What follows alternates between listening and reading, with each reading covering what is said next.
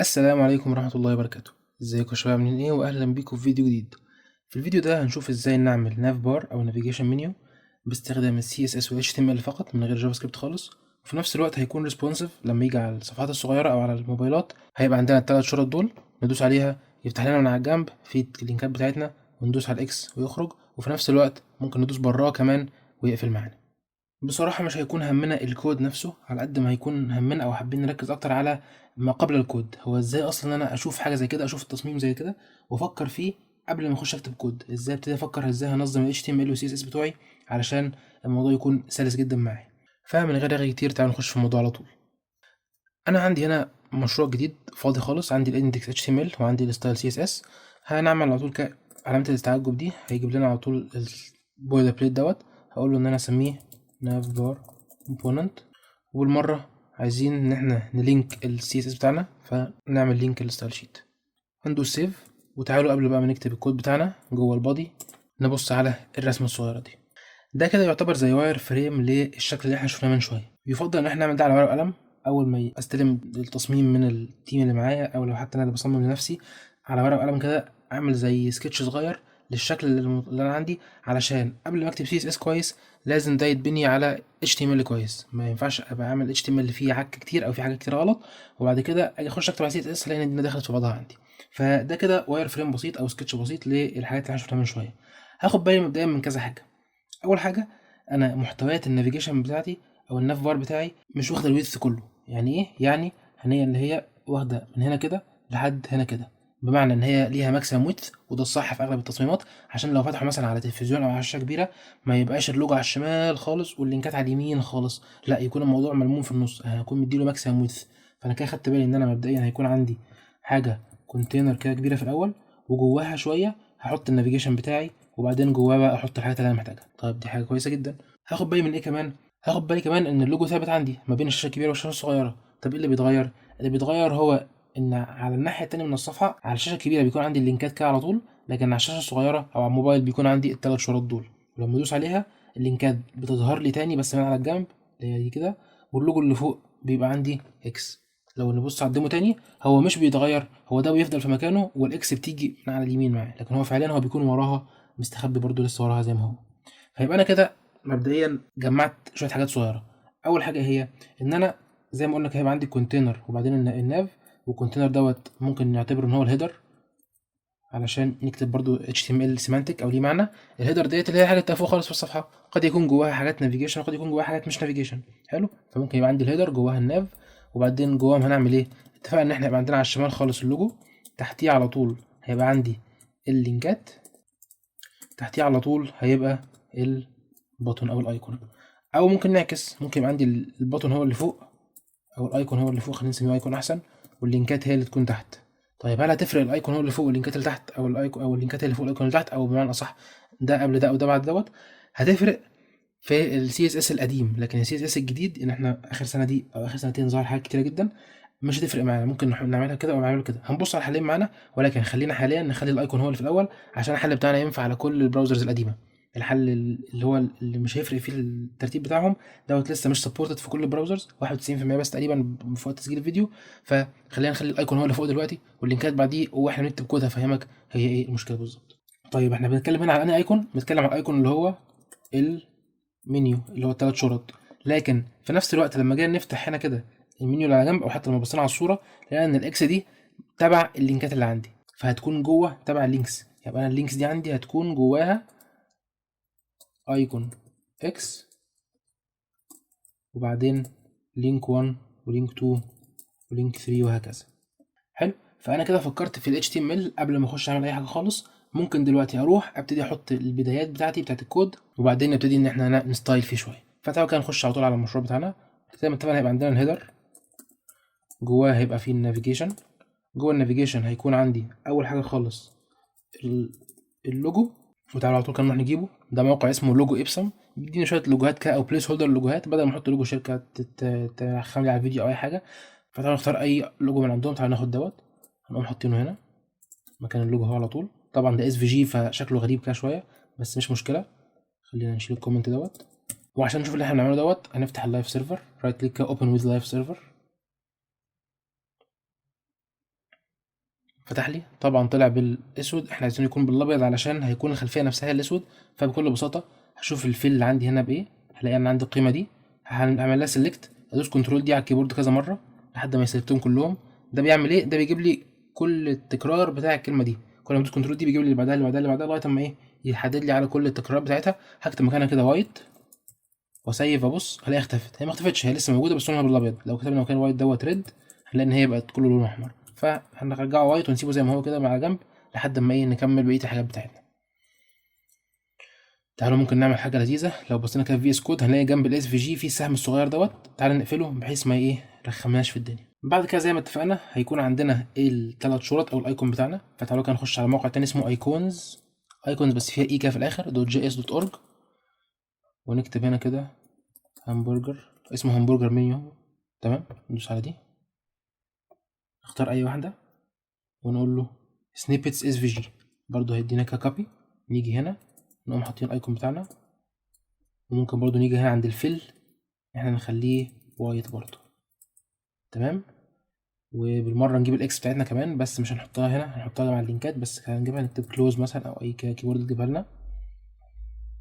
فلان انا عندي هنا الاكس هي طلعت لي، اختار بقى اي اكس من دول تناسب الستايل بتاعي. هلاقي في حاجه مثلا شارب، حاجه راوندد كده، فتعالى ناخد ده طول اس في جي ونيجي تحت هنا كده نعمل لها بيست، برضه نخلي الفيل بتاعها وايت، وان ايه نسيف على كده. ممكن برضه نعمل لهم ايه كولابس كده كلهم بحيث يكونوا عندنا. جميل جدا. اتفقنا ان احنا عملنا الهيدر والناف واللوجو والايكون. عندنا اللينكات بقى ايه؟ طالما هي لينكات وشويه حاجات مع بعضها فيفضل ك HTML نعمل لها على طول unordered list، وجواها نحط ال اي بتاعتنا اللي هي اللينك.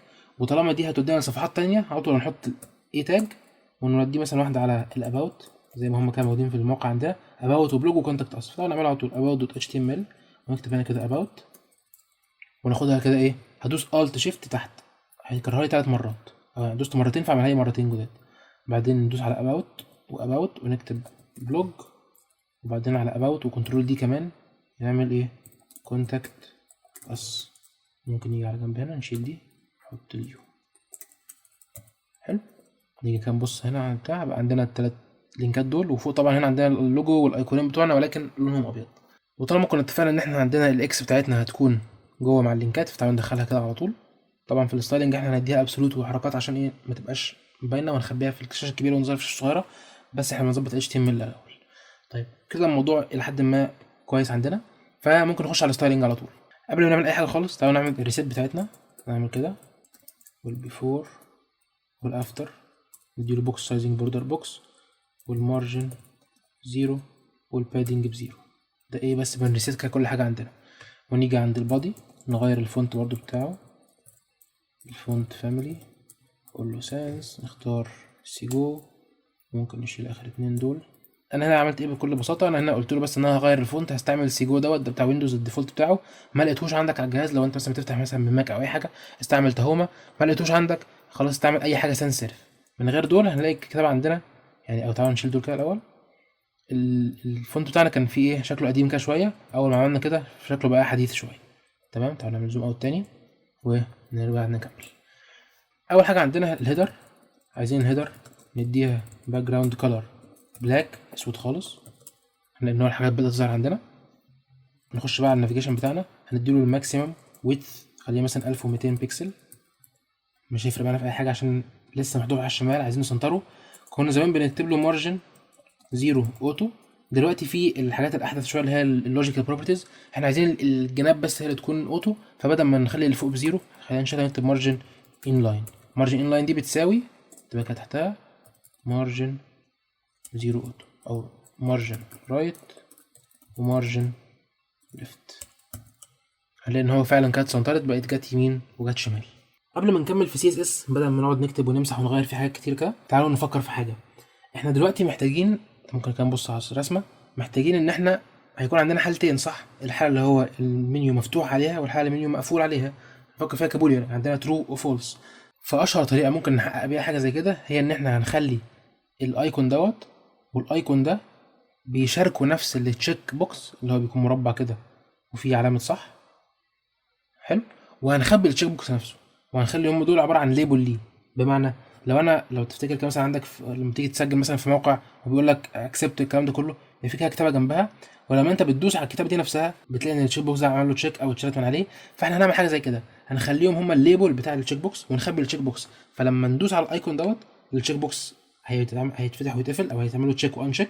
واحنا في السي اس اس نقدر بقى ان احنا نتشيك هو دوت كان معمول عليه الصح ولا مش معمول عليه الصح. لو هو تشيك ده هنظهر، لو هو مش تشيك ده هنظهر. فتعالوا كده نرجع لل HTML بتاعنا، نعدي في حاجات بسيطه خالص. هنيجي هنا كده في اي حته عندنا مش تفرق، بس خلينا كده قبل اللي احنا ايه المنيو اللي بيفتح دوت نضيف كده عندنا input ونختار input check box. هنديله اسم ايه؟ هنسميه توجل، وفي الاي دي هنديله توجل. وبالنسبه لنا للتو ايكونز اللي عندنا هنعمل لهم رابنج في ليبل. هيبقى عندي ليبل اهوت لايه؟ لتوجل. هنا احنا بنختار الاي دي بتاع الحاجه التانية مش النيم بتاعها، يعني ده ممكن نسميه توجل ايكون مثلا او اي حاجه، او توجل تشيك بوكس، بس خليها نفس الاسم عشان ايه ما نتلخبطش. بس من بالك بس ان فور دوت بيشاور على الاي دي مش على النيم. تمام. وناخد دوت كده نقوم واخدين اللي جواه دوت كده كله ونحطه ايه هنا. احنا كده عندنا ايه الايكون اللي بيفتح ويقفل. ممكن كمان نيجي عند الليبل دوت نديله اي دي اوبن توجل، ده اللي هيفتح لنا اللي هما 3 شرط. ونعمل نفس الكلام في الاس في جي اللي تحت، نديله ليبل لتوجل، وناخد دي كده ننزلها تحت خالص تحت الاس في جي يعني، ونديله برضو اي دي كلوز توجل. حلو. يبقى احنا كده عندنا الانبوت بتاعنا وعندنا الليبل دوت والليبل اللي تحت الاتنين بيشاوروا على نفس الحاجه. لو رجعنا كده نبص على البراوزر عندنا هلاقي ان انا لما بدوس عليه بيفتح ويقفل، ولما بدوس عليه بيفتح ويقفل برضو. فانا كده بقى عندي الاتنين دول بيكلموا نفس التشيك بوكس، فلما ادوس على واحد هيفتح وادوس على التاني هيقفل نفس الحاجه بالظبط.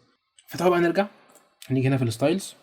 خلونا بس في الاول كده ناخد التوجل والكلوز توجل والاوبن توجل كمان، نديهم كلهم ديسبلاي نون على الشاشه الكبيره، بحيث ان احنا نبتدي بقى نتفاهم مع الحاجه اللي عندنا دي. تمام. اول حاجه احنا واخدين بالنا، تعالى كده نشد ده على الشمال خالص.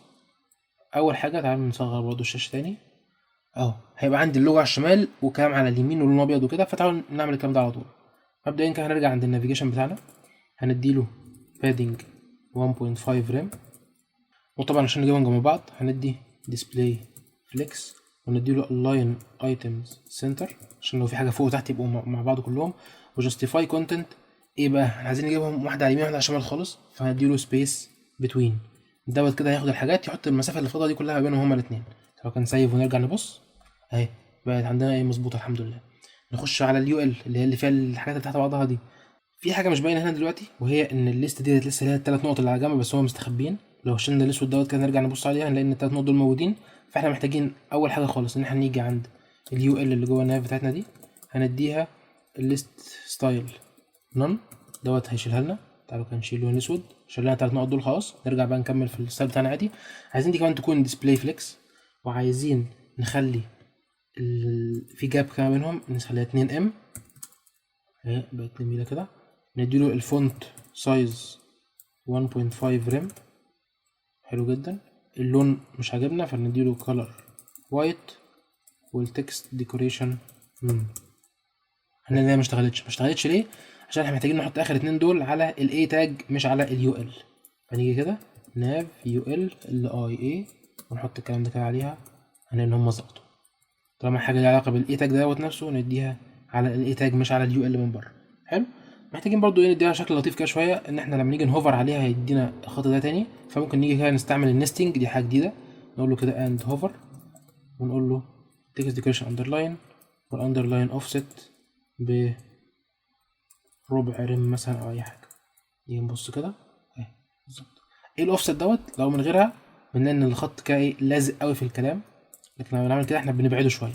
ممكن نحط ريم كامله بس هيبعد قوي، فبنحط بس حاجه بسيطه كده دوت ايه تبعدها عن الكلام نفسه. فاحنا كده ظبطنا على الحجم الكبير، محتاجين بقى احنا نظبطها على الشاشه الصغيره. فتعالوا كده نعمل ريسبونسيف، طبعا هي شكلها بايظ عندنا فنخش بقى في كود ونظبطها. هنيجي هنا كده مبدئيا نقول له add media screen and maximum width، ممكن 768 دول تمام. ممكن نغيرها تاني بس خلينا في الرقم المحفوظ دوت عادي. اول حاجه هنعملها ايه، ان احنا هنيجي عند ال open toggle وال close toggle وهنرجعهم تاني صح. خلينا نقفل كوديوم دوت، مش محتاجينه دلوقتي. تمام. بالمناسبة كوديوم دوت هو بديل لجيت هاب كوبايلوت، بس بلاش لو مش عايز تدفع او مش عارف تدفع $10 في الشهر، او خلصت عشان اتخرجت مبقتش طالب خلاص فالسبسكريبشن بتتشال من عندي، فبستعمل كوديوم. فاول حاجه نديهم ديسبلاي بلوك، اول مره نديهم الكرسر بوينتر. تعالوا كان سيف ونبص عندنا على الموقع، هنلاقي ان ايه الدنيا بقت ملخبطه خالص. طيب هو ايه اللي حصل هنا بقى؟ احنا لو رجعنا على الرسمه بتاعتنا، احنا هنا اللوجو موجود بس هو مزقوق دلوقتي مش باين، ورجعنا الايكون بتاعنا، ورجعنا الاكس كمان بتاعتنا اللي هي موجوده مع الاباوت والبلوج واللينكات دي كلها، فالدنيا داخله في بعضها. احنا محتاجين بقى نعمل ايه دلوقتي؟ احنا حاليا في اللحظه الحاليه احنا عندنا اللوجو اللي هو اللي بالاصفر دوت، بعديه على طول الايكون اللي هو اللي بالاحمر دوت، بعدها على طول اللينكات. احنا محتاجين بقى نعمل حاجه تخلينا ان احنا ناخد اللينكات دي كده نطلعها من الفلو بتاع الصفحه، ونركز على الكلمه دي ان احنا نطلعها من الفلو بتاع الصفحه، بحيث ان الناف بار ما ياخدش باله ان هو موجود عنده خالص، فيروح يزق ده على اليمين خالص مكان دول، فيظهر لنا الشكل اللي فوق دوت. طب ازاي هنخرجها بره الفلو بتاع الصفحه؟ عندنا حاجه واحده بس هي اللي بتعمل كده، اللي هي البوزيشن. لما نديها بوزيشن ابسولوت او فيكسد دوت هيقوم يشيلها خالص من بره ونتحكم فيها احنا براحتنا. فتعالوا كده نرجع للكود، هنيجي هنا كان نقول له اليو ال بتاعتنا دي عايزين نديها بوزيشن فيكسد، وبالمره كانت نديها التوب 0 والرايت 0، ونرجع نبص هنلاقي هي كان الموضوع ظبط اهوت، اللوجو على الشمال والايكون على اليمين، واللينكات فعلا اتشالت من الفلو بتاع الصفحه، ولكن مكانها مش افضل حاجه دلوقتي. طب ليه مكانها مش افضل حاجه؟ تعالوا عشان نديبج نفهم هي شكلها عامل ازاي كده دلوقتي. نروح نديها باك جراوند لايت، اي حاجه لايت كورال مثلا، ونبص ايوه هي فعليا اتشالت من الصفحه، بس هي حجمها صغير خالص. احنا عشان نظبطها بقى محتاجين نعمل ايه؟ اول حاجه خالص محتاجين انها تاخد الويدث يكون مثلا 300 بكسل او حاجه، بحيث ان انا مش عايزين تاخد الصفحه كلها، هتبقى واخده كده جنب على اليمين. لو خدنا بالنا من دي وبصينا عليها تاني هنلاقي ان هي واخده جزء صغير من على اليمين الصفحه مش الصفحه كلها. فتمام ده الويدث. محتاجين ناخد الهايت بتاع الصفحه كلها ف 100%. نرجع كده نبص، الحمد لله خدت المكان كله فعلا. اخر حاجه عندنا ان هي الحاجات جنب بعضها احنا عايزينهم يكونوا تحت بعضهم، فنروح كده قايلين له فليكس دايركشن، هيبقى كولوم مش رو، يبقوا تحت بعض مش جنب بعض.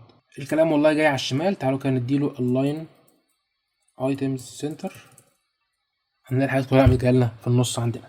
فاحنا كده هو الحمد لله بنقرب كتير جدا من الشكل اللي احنا كنا عايزين نعمله. نراب كده نفهم احنا عملنا ايه.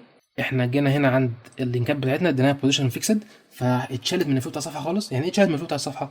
يعني هو راح جاي هنا بص كده ك اتش تي ام ال، يعتبر ان هم دول مش موجودين عندي خالص، يعتبر ان هم دول كده بقوا موجودين في حته لوحدهم ما لهمش علاقه بالفلو بتاع الصفحه. يعني دوت كده كان بيقول له ان انت فليكس، هو معتبر ان هو جواه حاجتين اتنين بس مش ثلاثه، رغم ان هو ك اتش تي ام ال جواه ثلاث حاجات.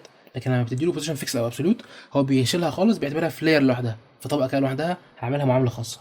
حلو. بعد كده اديناها الويدث 300 بكسل بس او 200 بكسل او اي رقم احنا عايزينه، وبعدين اديناها هايت 100%، فراحت واخده الصفحه كلها زي ما هو عندنا ايه في التصميم دوت كده. عايزين بقى نظبط الاكس، ممكن نسيبها زي ما هي لو مش مضايقاكم كدهوت، بس هي شخصيا مكانها مش لطيف، فتعالوا نديها بوزيشن ابسولوت. فممكن نطلع فوق عند الكلوز توجل نديها بوزيشن ابسولوت، هنلاقي انها اتشالت خالص برضو، فالكلام لزق. ان لما ادينا بوزيشن ابسولوت هو اعتبرها فلاير زياده لوحدها فشالها، فاعتبر ان اللينكات بقوا ثلاثه بس، فراح لازقهم كده فوق خالص. فممكن عشان بس الدنيا ما تخش في بعضها نيجي هنا نديله بسرعه كده بادنج توب 5 ريم كده ولا حاجه، بحيث يزقهم هنا تحت. حلو. الاكس نزلت معانا. طب ايه اللي نزلها وهي ابسولوت؟ هي ابسولوت هو بتتشال من الفلو بس بيسيبها في مكانها لو كانت لسه موجوده، طالما ما اديناش توب زيرو او الحاجات دي كلها. اول ما نديها توب زيرو هنا مثلا هتلاقيها لا طلعت فوق خالص عادي، يعني هنحطها في مكان احنا عايزينه يعني. فاحنا عايزينها تكون زيها زي الهمبرجر منيو كان في الاول خالص دوت. فلو نفتكر احنا كنا مدينه للنافيجيشن بتاعنا مدينه بادنج 1.5 ريم. الصراحه هو ده رقم كبير شويه على الموبايل، حتى لو بصينا كده من ورا البينك ديت الموضوع البادنج كبير شويه، فاحنا ممكن نصغره شويه. فهنيجي هنا كده عند الناف نقول له البادنج ب1 ريم بس، فيصغر شويه. فاحنا كده الايكون دوت بتاع الهمبرجر داخل من على اليمين 1 ريم ومن فوق 1 ريم، فاحنا ممكن نعمل نفس الكلام هنا عند الكلوز، نديله من هنا كده 1 ريم ومن الرايت 1 ريم. هو كده بقى في نفس المكان اللي التاني كان فيه، بس طبعا لما بندوس عليه دلوقتي هو بيداس بس مفيش حاجه بتحصل. ليه؟ لان احنا لسه ما حطيناش اللوجيك، احنا بس بنظبط شكل الحاجه. ممكن بالمره نشيل الكورال دوت نخليه بلاك بقى خلاص احنا عايزينه يكون بلاك، يبقى زي دوت. وبالمره عايزين نديله شادو، فهنيجي هنا كده نقول له بوكس شادو، وعايزين من الواي اكسس يمشي نيجاتيف 10 بيكسل، ومن الاكس يبقى 0 بيكسل، وبعدين 0 بيكسل و5 بيكسل، ونديله ار جي بي 0 0 0 على 0.2. هنلاقي الشادو كده شكله شارب شويه، يبقى انا زودت صفر بغلط، فاهو نشيل الزيرو دوت. 5 بيكسل ظبط عندنا اهوت. ممكن النيجاتيف 10 دي بعد قوي، هنخليها نيجاتيف 5 بس، بحيث يكون الشادو بسيط كده عندنا. لو حد مش عارف ايه السنتكس دوت اللي هو 0002 دوت، ده بالظبط موازي ل ار جي بي اي اللي كان 0 دلوقتي انت ممكن تشيل الكوماس دي كلها وتحط شرطه بس ما بين ال اي وما بين الفا يعني، او الاوباستي والارقام نفسها، ومن غير ما تحط الاي دي في الاول. ده برضو سنتكس بقاله شويه موجود يعني. ممكن نخليها 4 بحيث ان هو يكون ايه شادو باين شويه عندنا يعني، بس طبعا هو اسود على اسود فمش هيبان قوي. طيب حلو جدا.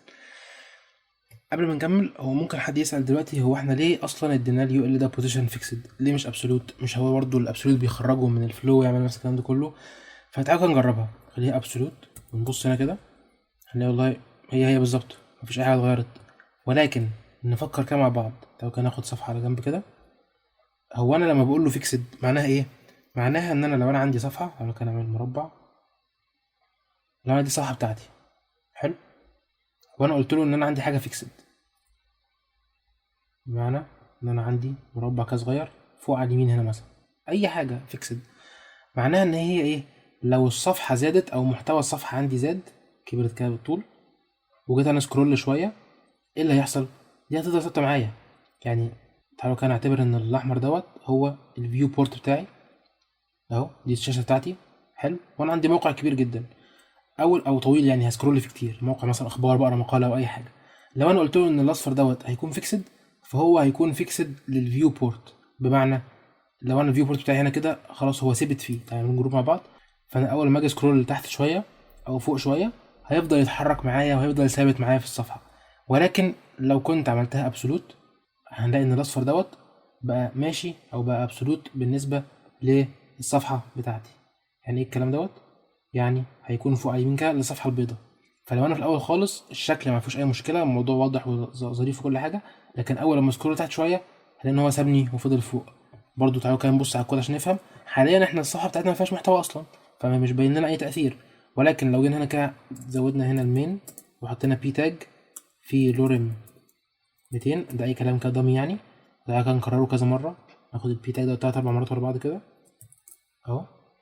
اول ما اجي سكرول نفس اللي حصل دلوقتي اهوت، اول ما جه سكرول تحت هو فضل ثابت فوق، ان هو كان ابسولوت بالنسبه للصفحه. طب انا الصفحه نفسها كبيره خلاص، انت قلت لي ابقى فوق على اليمين في الصفحه على بعد 1 رم من اليمين والشمال، خلاص انا فوق على اليمين على بعد 1 رم و1 رم. لكن لو كنا قلنا ان هو فيكسد، نرجعها كده هنا فيكسد، هاجي هنا بص هلاقي سكرول مهما سكرول الحاجه ثابته. ليه؟ لان هي من اسمها هي فيكسد. فيكسد ليه؟ فيكسد للفيو بورت، للشاشه اللي عندي. لو انا على الموبايل، لو انا على اللابتوب، لو انا على اي حاجه، هي بقت فيكسد للشاشه اللي عندي. فوالله المحتوى بقى يكون كبير يكون صغير يكون اي حاجه خالص، هو ثابت عندي مش هيتحرك في اي حاجه خالص. عشان كده احنا هنا استخدمنا الفيكسد مش الابسولوت. حلو، قلت بس انبه على الموضوع دوت. وتعالى بقى نعمل موضوع التشيك بوكس دوت. احنا مبدئيا عايزين نخبي اليو ال دوت، فهتعمل نديله ديسبلاي نون. نرجع كده نبص، ايه ده ما اشتغلش ليه؟ دي من الحاجات اللي ممكن تقابلك كتير وانت شغال في سي اس اس. انا شخصيا ما بحبش اشيلها من الفيديو، او ما بحبش ان انا اجيب لك الحل من الاخر على طول، عشان كلنا بنقع في الحته دي. هو ليه هنا حطيت ديسبلاي نانو ما اشتغلش؟ دي عشان السبيسيفيستي. ليه؟ انت فوق خالص هنا كنا قايلين له ناف يو ال ومديله ديسبلاي فليكس، فدوت ليه اولويه عن اللي تحت لوحدها دي.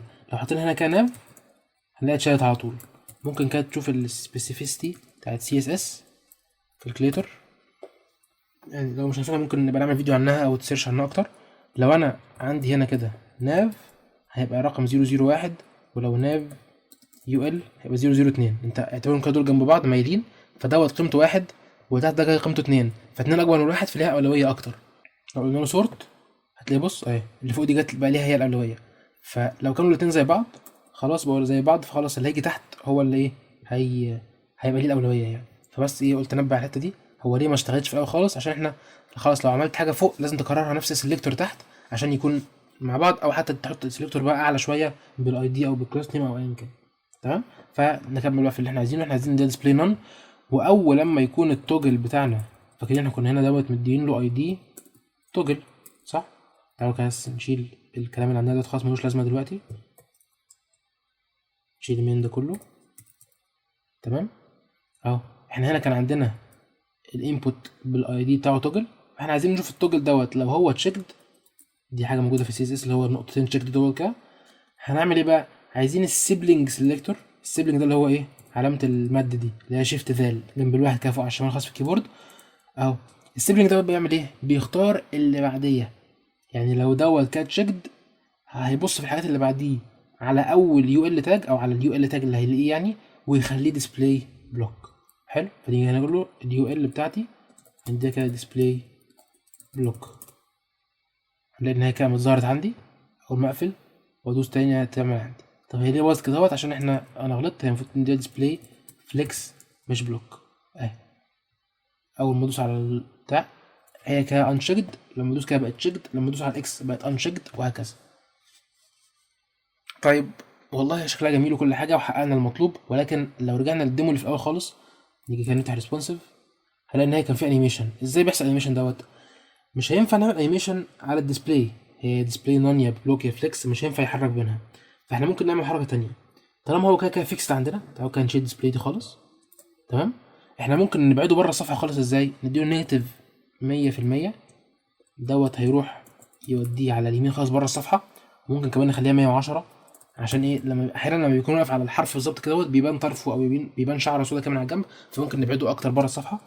وعايزينه اول ما يحصل موضوع التشيك دوت يجي هنا يقول له رجع لي الرايت لو سمحت يكون بزيرو اهو. رجع تاني عندي في الصفحه. اقفل وافتح، اقفل وافتح. طب هو ليه برضه متحركش؟ عشان ما قلتوش ان هو يحركها. هاجي هنا كده اقول له ترانزيشن رايت. رايت دي انا هنا بقول له اسم البروبرتي اللي هي الرايت دي. تمام. هقول له 0.5 سكند، نص ثانيه از ان اوت. ده الشكل بتاع الانيميشن بتاعي يعني. فاول ما اعمل كده هلاقي ان هو اشتغلت عندي، هو بتروح وتيجي. ممكن احسبها بطيئه شويه، خليها تلت ثانيه بس 0.3. هلاقي ان هي كده بقت انسب بكتير عندي. طبعا كل حاجه شغاله. لما ادوس على الصفحه او بلوج او اي حاجه، طبعا انا ما عنديش الصفحه التانيه دي اصلا، انا ما عملتهاش امبلمنت. فتوكل كده سريعا هعمل لها امبلمنت. نرجع هنا كده بس الاول.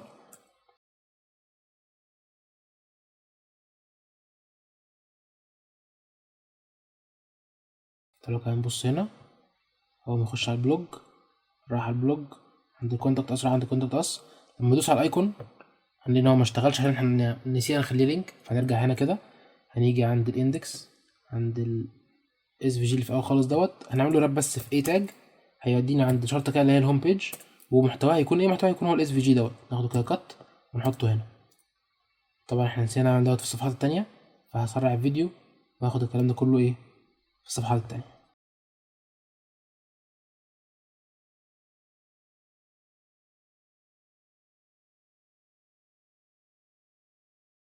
بس كده تمام. اول ما دوس كده على اللوجو هيودينا على الهوم بيج. نخش عند الاباوت، هيرجعني تاني عندها. كل حاجة ايه بقت شغالة عندنا وزي الفل. الانيميشن شغال، اللينكات شغالة. فاضل عندنا حاجتين صغيرين. اول حاجة هي لو كنا هنا بصينا كده لما كنا بندوس براها خالص كان بيقفل عندنا. فمن غير حتى ما اقولك بنعملها ازاي، احنا الموضوع كله اللي بيفتح يقفل دوت مبني على ايه؟ على تشيك بوكس. ويبقى احنا مبدئيا كده محتاجين ليبل تالت هيبص على نفس التشيك بوكس، بس هيكون مكانه هنا كده بره التشيك بوكس دوت، او بره قصدي النافيجيشن بتاعي دوت. فخلاص هنيجي هنا كده عندنا في الاندكس. طبعا هنحتاج بقى ننقله بقى في الصفحات التانية كلها. قبل اليو ال ده كده على طول هيبقى عندي ليبل اخير، ليه برضو التوجل، ونديله اي دي اسمه اوفرلاي، وهيكون فاضي مفيهوش اي حاجه خالص. بس كده تمام. هنيجي هنا عشان نستايله. طبعا هيكون على الصفحه الصغيره بس، فممكن نيجي برضو هنا كده اول نقول له ايه؟ عايزين هنا كده الاوفرلاي كمان تخبيه في الاول يبقى ديسبلاي نون. ونيجي هنا كده خالص نقول له ايه؟ والله لو التوجل دي بتشيكد هات لنا الاوفرلاي دوت، طبعا برضو بالهاشتاج بتاعه بالاي دي. واول حاجه خالص اديله ديسبلاي بلوك عشان يظهر تاني. وعايزين نعمل فيه زي اليو ال بتاعنا، هنديله برضو بوزيشن فيكسد، والتوب 0 والليفت 0. الليفت او مش تفرق. ونديله الويدث 100% والهايت 100%.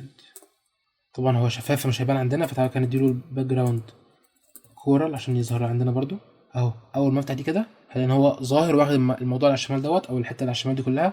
طبعا احنا مش عايزين يكون فيه لون فهنشيله خالص، بس هو كده حاليا موجود ولكن مش ظاهر عشان احنا مش عايزين يكون ظاهر. بس لو دوست كده بره هيقفل لي عندي، لكن طول ما انا بدوس كده دلوقتي هو مش بيغير اي حاجه خالص. ليه؟ لان هو ديسبلاي نون، لان هو مش موجود اساسا.